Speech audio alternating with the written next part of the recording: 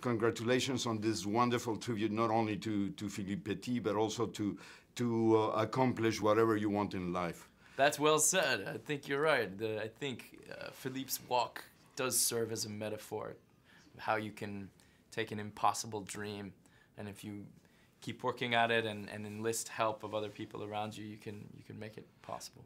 You know, I just tried the virtual thing. They have oof. Oof. It was like too much. Did you feel that way when you were like? I'm sure you play with it. And how was your reaction? Yeah, well, I love virtual reality. I'm really excited that now it's finally becoming something that's more popular, and this is a perfect context for it. I've found that I've done a few virtual reality experiences, and even though the technology is amazing, sometimes just the storytelling is not so interesting. But this story, this moment, putting you in virtual reality, is such a fascinating position to be in. I thought it worked really well. Why do you think for Philippe this is so important? You know, people have always asked Philippe why he did the walk, and he never answers. He wouldn't answer me.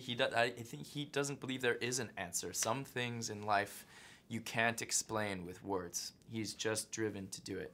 When it comes to the period, the 70s were great. I love the whole, you know, sets and the people. Do you think situations like that could happen?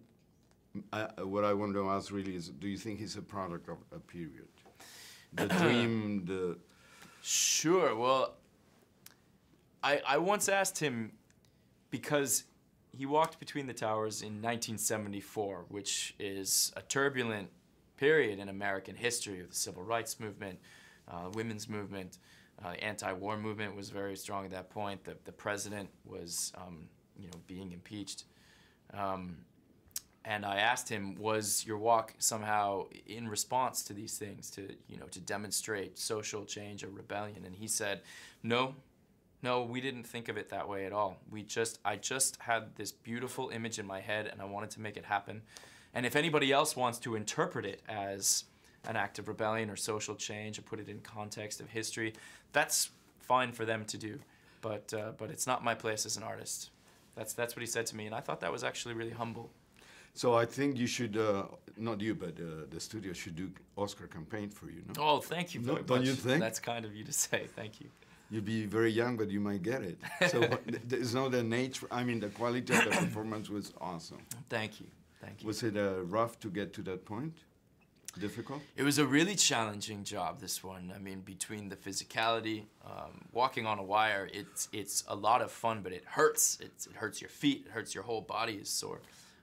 And then the challenge of the French accent, the French language, and really even more so, just the challenge of getting into the headspace of someone who's so intense, so driven, and brilliant in his way, but also insane, losing his mind.